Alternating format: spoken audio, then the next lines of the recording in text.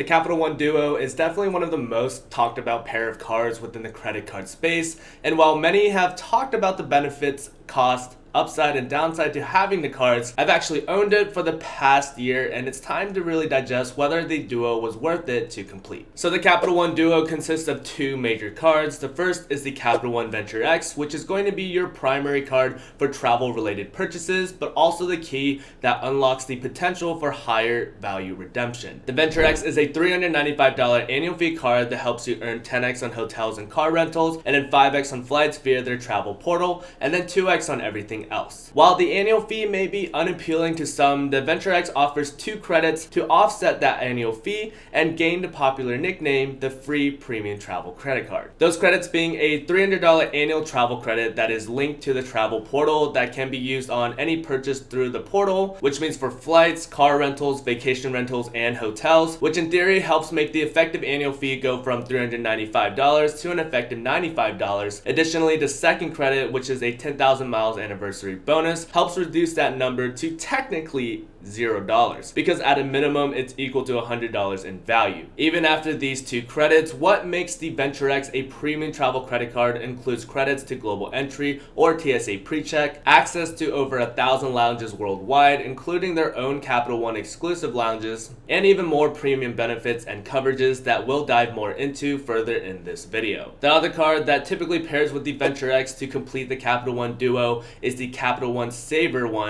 the Capital One Saver now after the rebrand in October. The Capital One Saver is a no annual fee card that also comes with no foreign transaction fees, so it's a great duo to use internationally. It comes with a limited time welcome bonus offer of $250 after spending $500 on purchases. It also earns 3% on grocery stores, dining, entertainment, and popular streaming services, as well as 5% on hotels and car rentals, but because the Venture X earns 10x back in these categories on the Saver card aren't as significant, and then 8% back on Capital One entertainment purchases. The Saver, before the name change, did also include a 10% on Uber and Uber Eats purchases, but that benefit was set to expire on November 14th, 2024, and from what it looks like, it's not coming back. So in total, just from earnings multipliers and categories alone on paper, the Capital One Duo earns 10x on hotels, 10x on car rentals, 5x on flights, 3x on dining, groceries, entertainment, streaming services, 8x on Capital One Entertainment,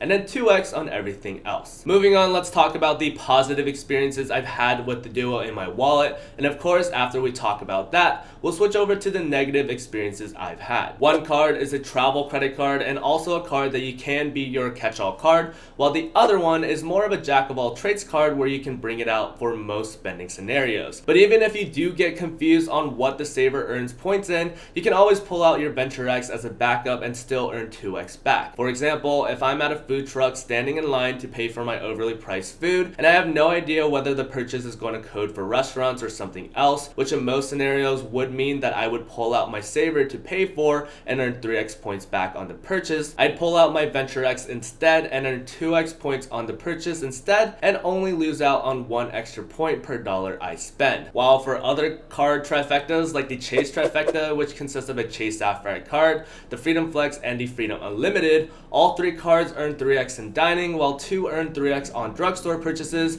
and somehow the Chase Sapphire Preferred earns 3x on streaming services and online grocery stores. And then all 3 also earn 5x on travel, but the Chase Sapphire Preferred also earns 2x on additional travel, but then the Freedom Unlimited earns 1.5x on all purchases, so it kind of counters the 2x on other travel. And then one of the cards earns 5x on certain categories, but only for 3 months at a time, and you have to digitally click on a button to activate it each month, and if you don't, you'll actually only earn 1x on those purchases until you actually do activate it.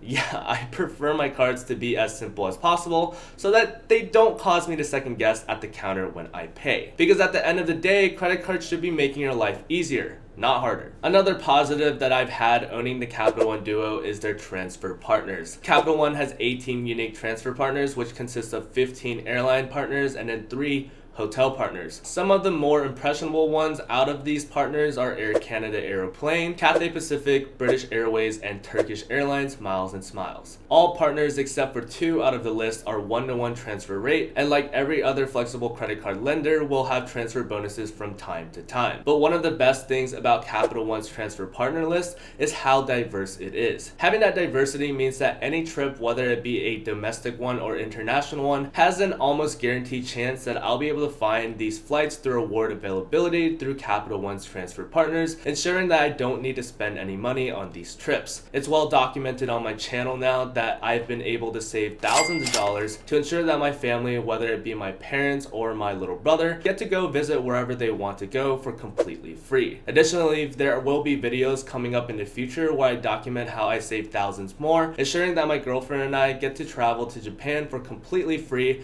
as well. So subscribe to the channel if you want to see how I did that. And Capital One takes it even a step further by allowing this Capital One Saver, which earns cash back, to transfer the cash back into the form of Capital One miles to the Capital One Venture X for the potential to get even more value. And finally, before we talk about some of the negatives that I've experienced having the Capital One Duo, the last positive thing I wanted to mention was how competitively cheaper it is to own the Duo as opposed to some other credit card ecosystem trifectas. At face value, the Capital One Duo has a total annual fee of $395 that comes strictly from the Capital One Venture X. But because of the 2 statement credits that I mentioned earlier, those being the $300 travel credit and the 10,000 anniversary bonus miles, the Duo has an effective annual fee of $0. It's not something that can be claimed by other credit card trifectas or duos. For instance, the American Express Duo or trifecta, whichever one you want to compare, has the American Express Platinum card that has a $695 annual fee, the American Express Gold card that has a $325 annual fee,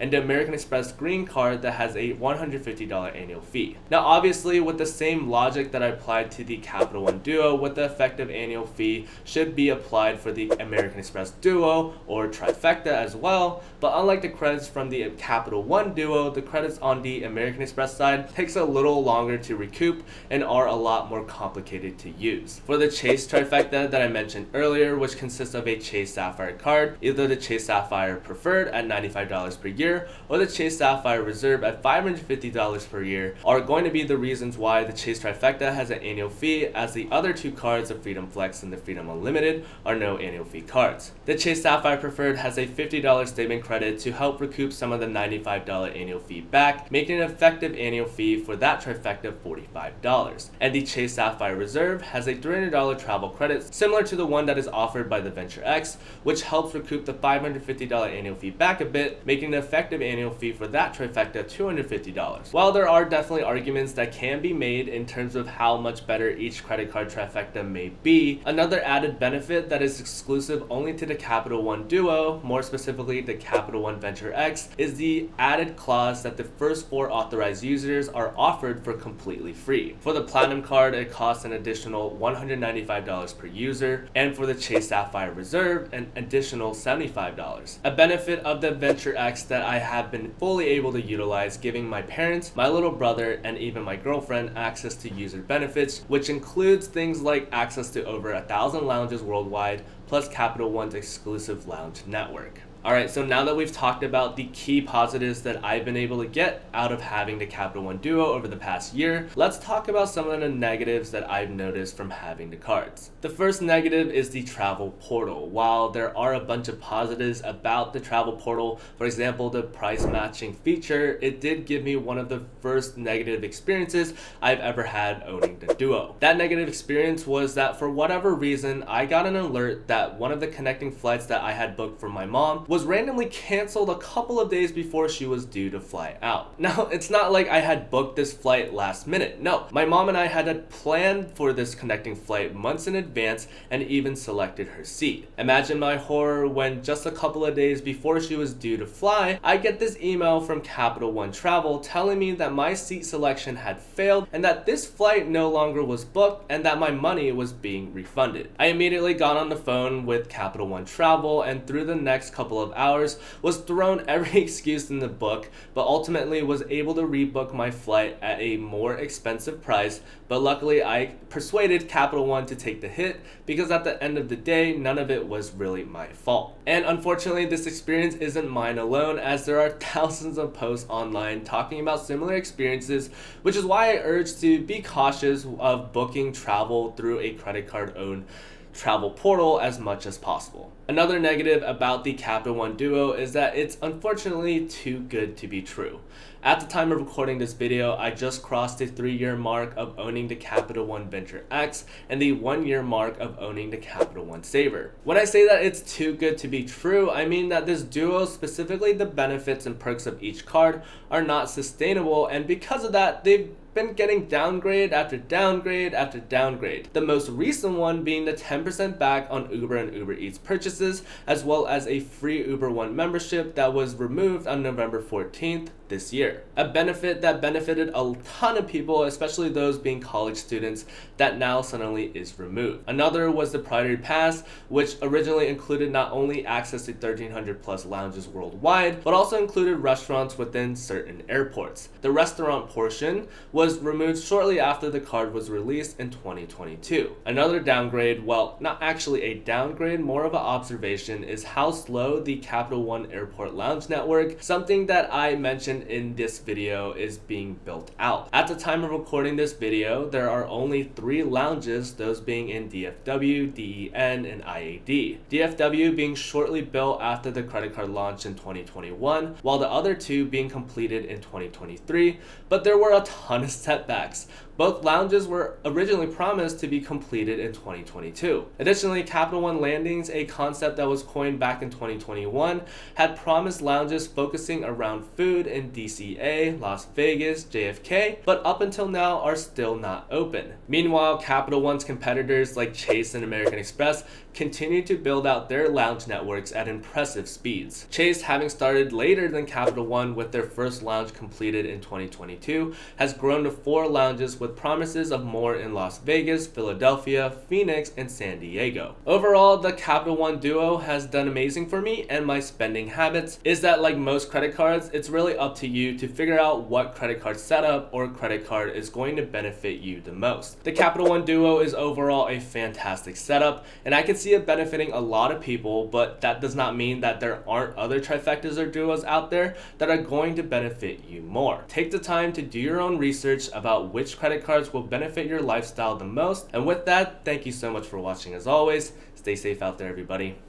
Peace. For those that are new to the channel, hi, my name is Eric. I generally talk about everything credit card related. The goal for this channel is to provide informational and meaningful financial related content that everyone everywhere can enjoy. So again, if you'd like to support that dream, make sure to hit that subscribe button. And with that all being said, thank you for watching as always. Stay safe out there, everybody. Peace.